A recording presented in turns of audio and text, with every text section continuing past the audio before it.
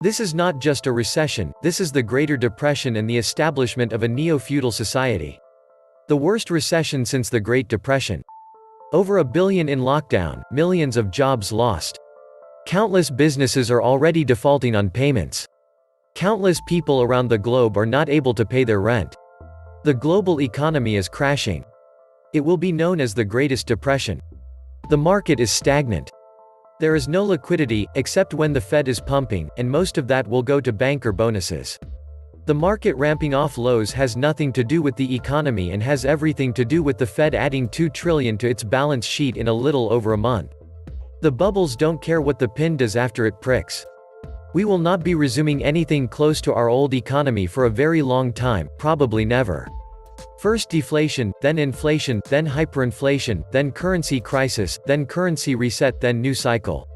Currency wars, trade wars, and world wars.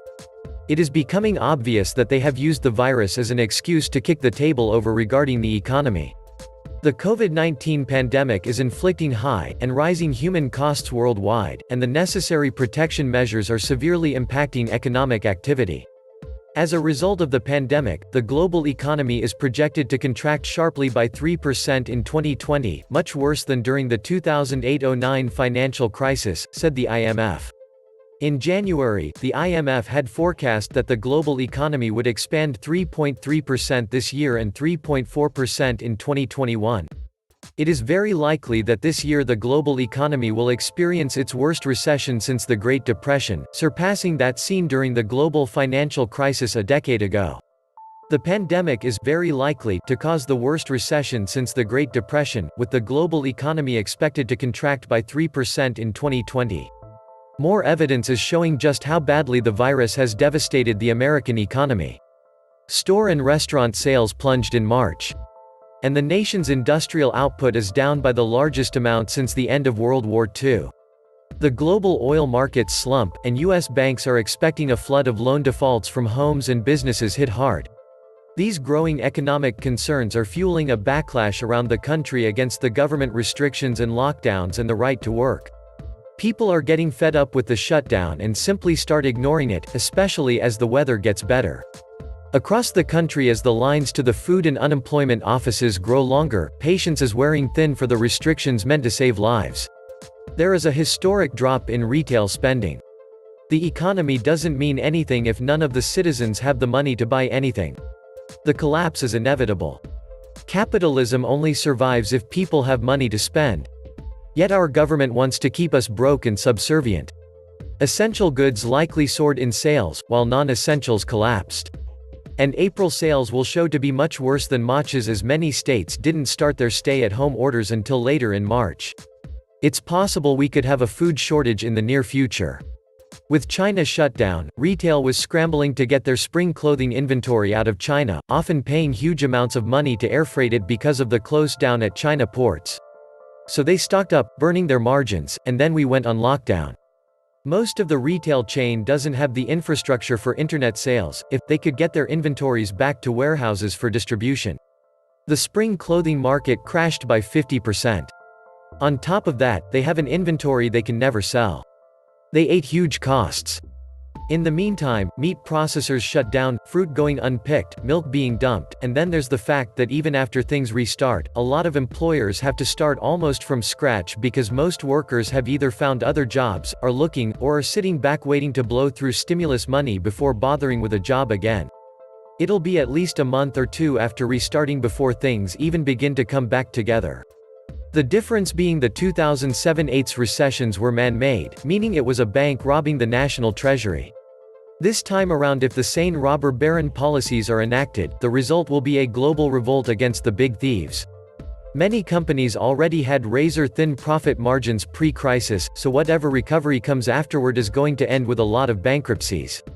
Coming out of this, people are going to be more selective with their consumption, and this is going to result in a significant collapse in retail. Get ready to see plenty of "for lease" signs 6 months from now. COVID shows the danger in a capitalist economy that is based on shareholders first. It's important to see that there were already a few crashes other than the financial crash that were looming way before the epidemic even happened. What an easy scapegoat for the elite to impose blame for their selfish actions and traditionally point the finger at another country in the same blame.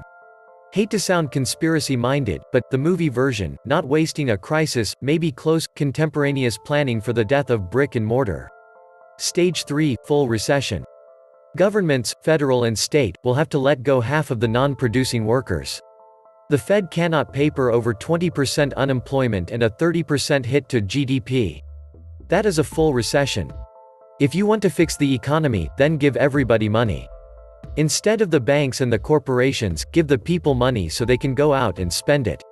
The only thing that's going to fix the economy is if the actual citizens have money in their hands. An economy based on people buying useless crap is built on clay anyway. America is as empty as a chocolate Easter bunny. A usurious fractional reserve fiat currency system based on debt and run by the banks is a very bad policy. Eliminate both, and peace and prosperity will finally come to planet Earth. Welcome back to the Atlantis Report. You are here because you want to hear the truth, the whole truth, and nothing but the truth. Governments have just shown they can shut down economies. Restarting them will be extremely complex. Nothing happens by accident, and there are no coincidences. It was deliberate, but it will be sold to the people as mistakes or problems that can only be solved by global solutions. They will convince the people that the problems can be avoided or reduced if we have global governance. The privately funded, owned central banks love war and crises. They loan out gobs of money to governments in the knowledge that these loans will never be made whole. The interest is compounded until a government is at way over debt to GDP ratios of 100. This economic contagion is far deadlier than any virus and vastly more destructive and farther reaching in its social consequences: destroyed lives, drug addiction, suicide, breakdown of the social order, a lack of vaccination against private bankers and central banks as the leading medical and economic crisis of our time. Just what they wanted: a crisis so they can provide the solution and loan out more money and make interest on the made-up money and also set out new conditions for the loans. Typical banking pariah practice to bend them at the knees to guarantee your terms. Look out, the worst is coming. This was just the start. You could see it happening in real time in 2008-2009, as the 99% were forced to bail out the big players in New York City and Washington, D.C. Now, in 2020, the same thing is happening all over again. The difference being the 2007-08 recessions were man-made, meaning it was a bank robbing the national treasury. This time around, if the sane robber baron policies are enacted, the result will be a global revolt against the big thieves. The little guy is getting fleeced yet again, but each one is being tossed a $1,200 bone and told to go away. This time it is far worse, however, since millions are unemployed and millions more soon will be, with the ominous prospect of growing inflation looming on the horizon. The media is determined to blame China for the coronavirus outbreak, and they're also blaming China for not delivering a warning about the virus to the doorsteps of the White House, which they had no obligations to do. Who the media should be blaming is the national security state, who's responsible for monitoring all types of threats to this country. Undoubtedly, the security state has spied on the ground all over China, as well as listening devices and satellites in the skies that have the capabilities of seeing day or night what was occurring on the ground in the city of Wuhan. From what I can tell, the Chinese government didn't keep the virus outbreak a secret. The World Health Organization (WHO) was informed and allowed by the Chinese government to tour several cities that were impacted by the virus. The media is engaging in selective propaganda against China. Even in the interim of learning of a potential world pandemic, Trump and governors like Cuomo dragged their feet and even ridiculed the idea of shutting down the country and the city of New York. So they can't have it both ways, or pass the buck by now blaming this entire perilous mess on the Chinese government. Moreover, leaders in this country completely bungled the response to the pandemic, so it serves no real benefits at this point to harp about China causing the country to lose 6 days or preparation. In reality, this country should have been prepared for a pandemic 6, 8, or 10 years ago or longer. So in the scheme of things, of the US losing only 6 days of preparation time, it's frankly laughable. Empires in decline always go to war to mask their domestic problems.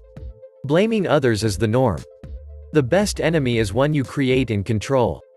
Usually, the target is a weak neighbor or country that makes easy prey, or so the empire thinks. This end of the latest round of the fiat game will be worse as it affects not just us, but nearly everyone in our Western-led Old World Order. But this Old World Order led by the secret government or Satanists is being outed in favor of their New World Order. Global police state, so it's designed to collapse on cue this way. Which is why so many have spoken for years on what's happening. Easy to see once you recognize the pattern. Same with any data set, on any subject of study. Will the American-led empire start WW3 before Mother Nature arrives in a few years to clean house and spend most of the students home? Time is running out. We are in the final exam period. Those seeking to graduate to the dark side will feel the same increased stress as those of us seeking the light. As the two sides or polarities in consciousness face off. As the energy flow increases, the tension or stress on the wires increase. Empires come and go. What is the common thread in our lessons here? Good versus bad, positive versus negative. Same everywhere at all times, that represents the dynamic of the tree of life. Money is just a tool, know the end goal for anyone, not a total dote. Even psychos with have a brain know it's about power and control, so the perversion of the old world order is near complete. The bailouts have gone from millions to billions to trillions in a matter of decades. All the real assets have been picked over by the insiders getting all the free money. Not so free for them if they have to pay it back, but then they don't care as the system is going to expire soon anyway and a fiat reset for the NWO will begin. Will war start first? That has always been the most likely next card to play, and why Russia and China have had a hard time developing their countries when not under our Western domination, but have the other countries made their choice? Stay here in Plato's cave and continue the lessons or find the exit and leave. That's the endgame. Always best to keep your eyes on the prize. The short-term charts only make sense within the context of the long-term charts. And remember that study from the late 90s on 10,000 years of Elliott wave analysis. Essentially the rise of civilization since the reset at the end of the last ice age, our interglacial period, which is set to end soon, same as Mother Nature arrives to end the grand cycle, cycles within cycles, time for the clock to end. It's all about demographics. Too many old folks and not enough young folks. The Ponzi scheme can't work without a steady supply of new marks. The adjustment to a new monetary system not based upon population growth will start as depression as the old system implodes. The final effort to maintain the status quo will be war. When the powers that be are through destroying the economy of America and the world to the point that the 99% are so desperate, they will agree to anything. The globalist cabal is winning, they're killing off poor people, sick people, and small businesses. Here come depopulation and the Neo-Feudal society. Remember, it is all theater. We live in the matrix, elections are a theater of divisive manipulation and control. It is a distraction to keep us from seeing and understanding the real world. It is designed to keep us asleep, distracted, and unaware. It does not matter which candidate wins that they offer up. The people lose either way. This was the Atlantis Report. Please like, share, subscribe. And please take some time to subscribe to my backup channels, I do upload videos there too. You'll find the links in the description box. You will also find a PayPal link if you want to make a donation. Thank you wholeheartedly to all those of you who have already donated. Stay safe and healthy.